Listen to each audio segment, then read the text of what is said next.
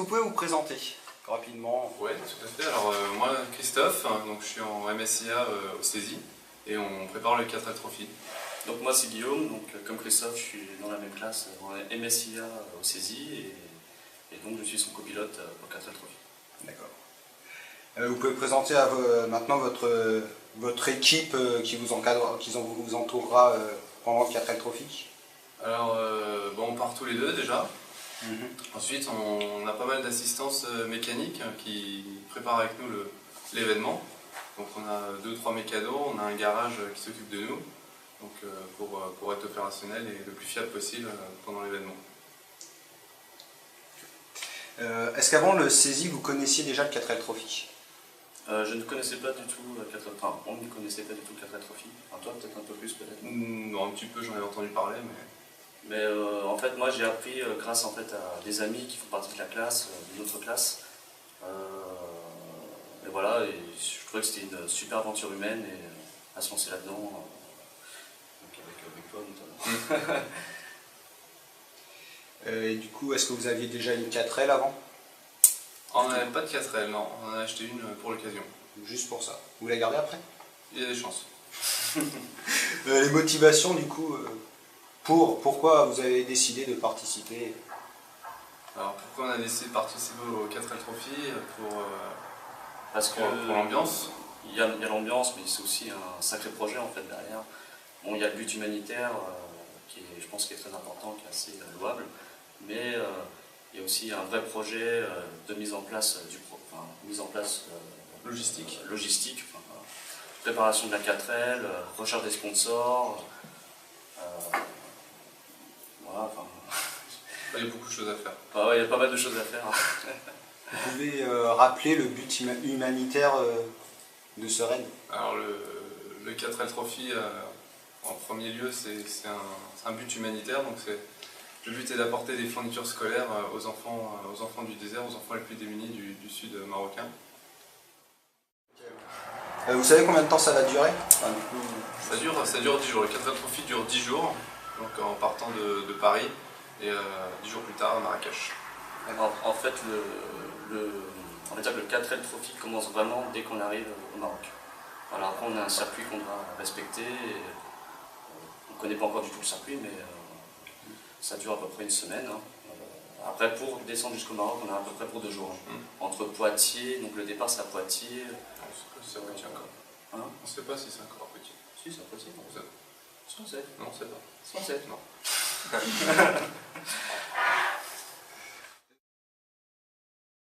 Les modalités d'inscription, comment on s'inscrit?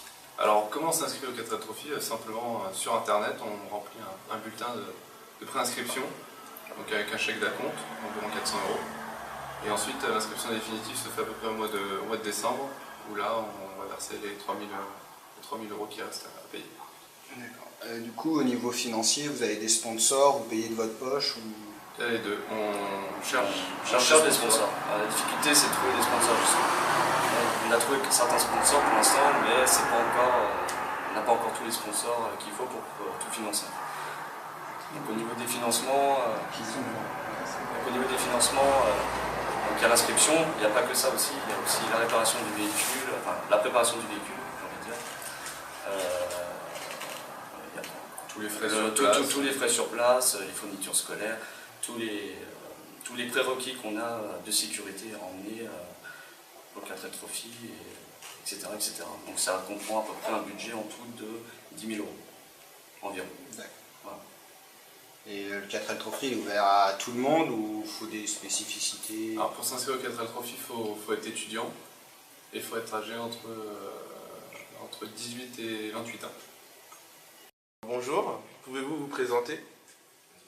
Alors moi c'est Thomas Noré, je suis au CESI ou à MSIA cette année, 3e année, et en informatique. Voilà. Et moi Arnaud Lefebvre, dans la même classe que Thomas, à MSIA. Avant votre arrivée au CESI, connaissez-vous le 4L Trophy?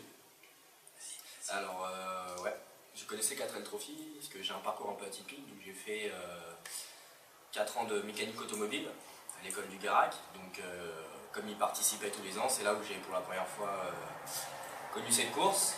Et j'ai eu Messi l'année dernière. Avec Thomas, on en a parlé, puis on s'est dit pourquoi pas le faire. Et voilà. Moi je connaissais déjà, mais j'avais voulu participer, mais je connaissais pas de personnes qui voulaient le faire avec moi. Et au niveau des écoles aussi, on savait pas si elles voulaient le faire, enfin si on pouvait y participer ou pas. Et quand on est arrivé en MSIA à Nanterre, on a appris qu'il y avait une association qui participait au 4L Trophy depuis 5-6 ans. Et donc voilà, on s'est dit vas-y on y va, avec Arnaud. Ok. Quelles ont été vos motivations et dans quel contexte avez-vous participé à ce rallye? Alors Arnaud, ça a été un peu, pas compliqué, mais c'est un peu différent de la majorité des gens qui ont participé, parce qu'on s'y est pris un peu tard. En août, on a acheté la voiture, et malheureusement on n'a pas trouvé énormément de sponsors, donc on a mis beaucoup de notre poche. Et donc du coup, voilà, il y a la recherche des sponsors et tout ça, c'était compliqué. Mais bon, on y est arrivé quand même, on a réussi à partir avec une voiture et voilà, on était contents quand on est arrivé à Poitiers.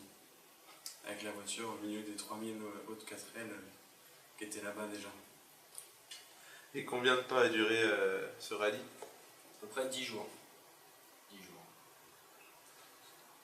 Pouvez-vous nous donner des étapes? Alors il y a 2 départs en France, il y a un départ qui est à Poitiers et un départ qui est dans le sud à Saint-Jean-de-Luz. Donc ça c'est le 24 février, je crois, 14 février. 14 février, le jour de la Saint-Valentin que j'ai passé avec Arnaud, avec le barbu. Et donc on arrive tous là-bas, il y a une journée où il y a le check-up de la voiture, tout ces choses-là. On descend en 2 jours jusqu'en Espagne, au sud, à Algeciras, où là on prend le bateau le lendemain matin ou dans la nuit. Et après on arrive au Maroc et là on commence les pistes. Donc on descend sur le côté est du Maroc. Bah, on passe Rabat, côté de la mer. Non, c'est retour Rabat. Non. Ou peu importe. On coupe. Pour rejoindre dans l'Atlas. Ah oui, on va jusqu'à Rabat et après on va à l'est. C'est ça. Et on fait la boucle par l'est jusqu'à Marrakech. On redescend en dessous de Marrakech comme ça. Et après on remonte. Et puis après on reprend tout l'autoroute jusqu'à Tanger. On reprend le bateau. D'accord. Donc vous avez eu de gros problèmes financiers ou... Bon, on peut pas dire que c'est des gros problèmes. On est en alternance, donc on a pu mettre de notre poche. Mais bon, c'est vrai que si on avait eu les sponsors, ça aurait été mieux. Mais au final, je pense pour participer à une aventure comme ça, même si on doit mettre de notre poche, ça vaut le coup, quoi. On était prêt à mettre de notre poche et bon, on a payé quoi? On a payé 3 500 € de notre poche, sachant que l'inscription c'est ce prix-là, donc voilà. La voiture a été un autre frein en gros. Ouais, ouais. D'accord. Donc l'essence, c'est vous qui la payez aussi? Ouais. Oui, tout. On paye tout. L'assurance, l'essence, les hôtels sur place, si on fait pas de camping. Nous on a été un peu plus hôtel que camping, dès qu'on pouvait. Et donc voilà, ça a augmenté la note. Et vous avez une idée d'à peu près combien vous avez dépensé? Alors on a un budget, mais on va dire déjà 3100 € d'inscription, on va dire 1000 € d'essence. 2400 de voiture. Ça fait 5008, plus on va dire 6005 à peu près. Un budget de 6005, 7000 en tout. Ouais, c'est le budget qui est prévu à peu près par tous les équipages, 7000 € on va dire. Voilà. C'est vrai qu'on a des amis qui ont eu des budgets de 10 000 € ou un peu moins. Certains et donc, plus. Et certains plus. Donc eux, ils ont fait la fête et tout. Voilà. Et qu'avez-vous retenu de cette expérience? Bah, Solidarité! ouais, voilà, on s'entraîne en permanence. Il n'y a personne pour... personne n'est tout seul là-bas, quoi. On se pseudo-connaît tous. Dès qu'on voit des gens, on peut s'arrêter parler avec eux et en général, il n'y a pas de souci. Hein. On s'arrête, on mange, on boit un coup, on fait la fête. Enfin voilà, c'est... Dès qu'on voit une 4L, c'est « Ah, ça va, qu'est-ce que t'as fait Ouais, Qu'est-ce que t'as cassé Est-ce Exactement. qu'on peut te prêter une pièce, on peut t'aider, machin ?» Bon, nous on était 2 mecs, alors quand il y avait des filles sur le bord de la route, ça arrêtait en 4 on s'arrêtait Voilà. Pour aider. pour les aider. Et puis voilà. S'il n'y avait pas déjà d'autres mecs qui étaient arrêtés. Oh, il y a déjà des mecs. Bon, allez, vas-y, on continue, trace. Et est-ce que cette expérience correspond à vos attentes? Ça correspond tellement qu'on le refait l'année prochaine. Ouais. Pas ensemble, par 2 voitures différentes. Voilà. Mais tellement c'était fou. Ouais, je pense qu'il faut le vivre une fois et puis après pour vraiment se rendre compte et en reprofiter encore mieux, il faut le faire une deuxième fois.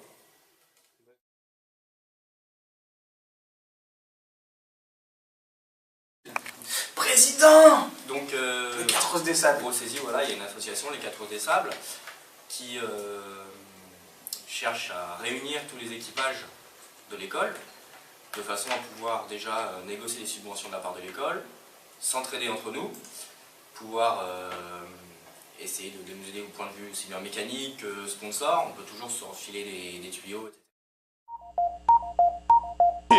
I can drink a whole Hennessy fifth.